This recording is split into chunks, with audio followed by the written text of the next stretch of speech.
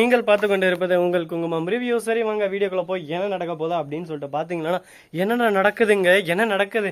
5 வயசுல குழந்தை இல்ல, ஆனா எப்படி குழந்தை இருக்கிற மாதிரி இங்க எல்லாமே நடந்துன்னு இருக்கு. என்ன இது மாயம் மந்திரம் ஒண்ணுமே புரியலையே. இதனா மாயம் பண்ணிட்டாங்களா மந்திரம் பண்ணிட்டாங்களா அப்படின்னு சொல்லிட்டு நம்மளுக்கே ஒரு பக்கம் ஷாக்கா இருக்கு. அது ஒண்ணும் இல்லைங்க, கரெக்டா அந்த மானிட்டர் இருக்குங்களா, அது ஆல்ரெடி இவங்க பின்னாடி பென்ட்ரைவ் சொறி வச்சுட்டு இருக்காங்க. அந்த பென்ட்ரைவில் கரெக்டாக என்ன இருக்கோ அதுதான் இங்கே காட்டும்.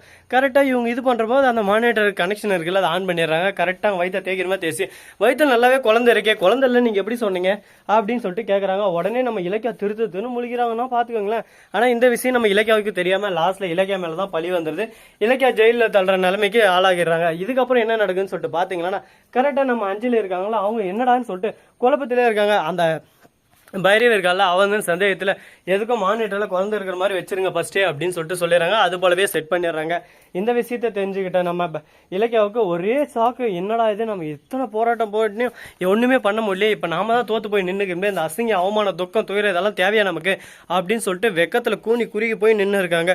சரி இப்படியெல்லாம் ஒரு பக்கம் போனாலும் மறுபக்கம் என்ன நடக்குதுன்னு சொல்லிட்டு பார்த்தீங்களா, நம்ம தலைவன் எஸ்எஸ்கே இருக்காங்களா, அவனும் ஒரு பக்கம் ஹெல்ப் பண்ணியிருக்கான். எல்லாரும் சேர்ந்து அந்த டாக்டர் கிட்ட ஆல்ரெடி காசு கொடுத்துட்டு இருக்காங்க. ஏன்னா அந்த போலீஸ்காரிக்கு ஆல்ரெடி தெரியும் இந்த மாதிரி எல்லாம் பண்ணுவாங்கன்னு சொல்லிட்டு, யாரு எங்க வருவாங்கன்னு சொல்லிட்டு நல்லாவே இவங்களுக்கு தெரியும்.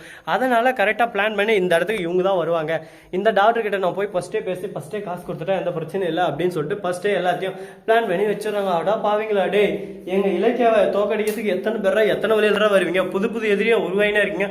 ஒரு நல்லவனை சோதிக்கலாம், ஆனா இவ்வளவு சோதிக்க கூடாதா, பாவண்டா அந்த நல்லவன் என்னதான் பண்ணுவான் சொல்லுங்க பார்க்கலாம் அப்படின்ற மாதிரி தான் நம்ம இலக்கியாவை துடிச்சு போறாங்க.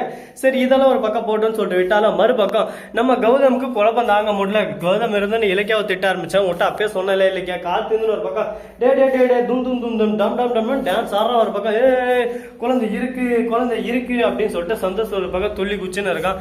அந்த சந்தோஷத்தை அடக்கவே முடியலன்னா பாத்துக்கோங்களேன், அந்த அளவுக்கு ஒரு பக்கம் சந்தோஷத்துல இருக்கான். ஆனா இருந்தாலும் இங்க ஒரு சின்ன ட்விஸ்ட்ல நம்ம இலக்கியா தப்பிச்சுறாங்க. என்னன்னு சொல்லிட்டு பாத்தீங்கன்னா நம்ம அஞ்சலிக்கு இப்பதாங்க 2 மாசம் ஆகுது. அப்படின்னா அஞ்சலி 5 மாசம் சொல்லி ஊரை ஏமாத்தி இருந்தது. அப்ப அதுக்கு பின்னாடி தான் கர்ப்பமாயிருக்கா, அதுக்கு முன்னாடி அவ கர்ப்பமே இல்லை, அப்ப ஏமாத்தி தான் இருக்கா அப்படின்ற விஷயம் தெரிய வருது. உடனே இதை தெரிஞ்சுக்கிட்ட கார்த்தி வந்து என்ன மன்னிச்சிருங்க அண்ணி, நீங்க சொன்னதா கரெக்ட், எப்படி இருந்தாலும் அவ பிரெக்னெண்டா இருக்கல அது போதும் எனக்கு அப்படின்னு சொல்லிட்டு சந்தோஷப்பட்டு இவங்களை வெளியே விட்டுறலாம்னு சொல்லிட்டு இலக்கியாவை வெளியே விட்டுறாங்க. அப்படின்னு சொல்லிட்டு நடக்குன்னு எல்லாரும் ஆசை தான். ஆனா இப்ப புதுசா ஒரு ட்விஸ்ட்டை தர போறாங்க. என்னடா அது நம்ம இலக்கியாவுக்கு மட்டும் இவ்வளவு கஷ்டம், இவ்வளவு துயரம், இவ்வளவு துன்பம், வாழ்க்கையில கஷ்டப்படலாம், ஆனா இவ்வளவு கஷ்டப்படக்கூடாதுங்க. எந்த நேரம் பார்த்தாலும் இலக்கியாவை அடிமேல அடி இலக்கியாவுக்கு விழுந்துனே இருக்கு. இப்ப என்ன பண்றது ஏது பண்றது தெரியாம குழப்பத்துல குழம்பி போயிட்டு இருக்காங்க.